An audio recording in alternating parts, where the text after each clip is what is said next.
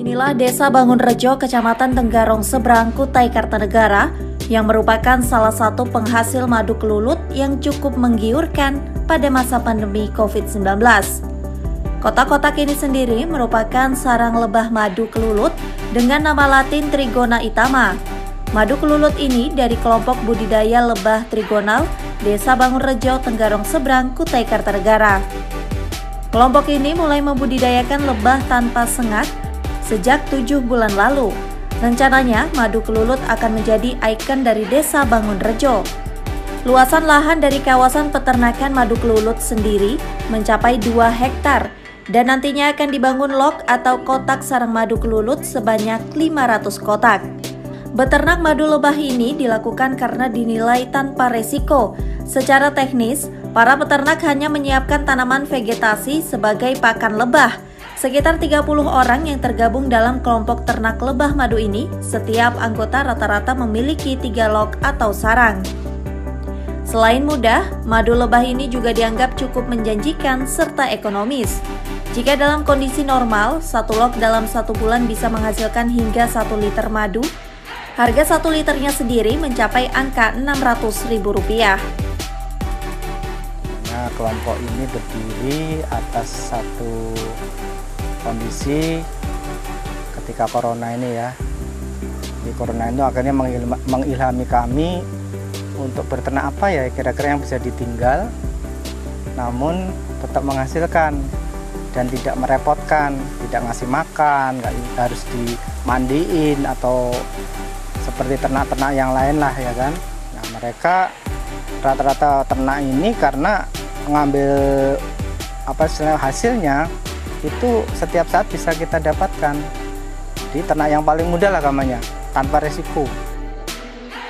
Kades Bangunrejo sangat mendukung kegiatan warganya yang membangun ekonomi dengan cara ternak madu kelulut.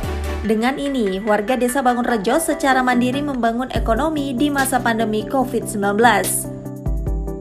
Dari kelompok madu kelulut Trigono yang ada di ujung Blok A, ada alhamdulillah dari pihak Unmul dengan mahasiswanya ya berkolaborasilah dengan petani kelulut kami.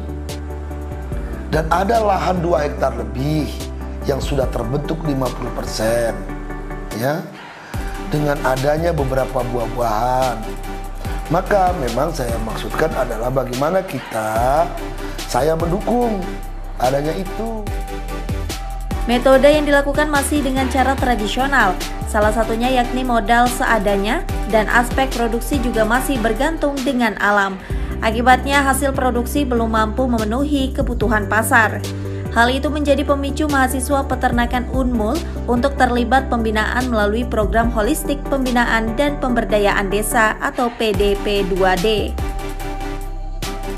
Peran kami sebagai mahasiswa itu melalui program Kampus Merdeka Belajar, kami mengikuti suatu program yaitu PHP2D, ya, singkatan dari Program Holistik Pembinaan dan Pemberdayaan Desa, yang dimana pada kesempatan kali ini kami mengambil tema yaitu tentang madu kelulut, yang dimana kita tahu pada saat ini madu kelulut sangat tren di kalangan masyarakat, dan juga pada masa pandemi sekarang kan banyak masyarakat yang sedang mencari antibodi untuk meningkatkan imun tubuh.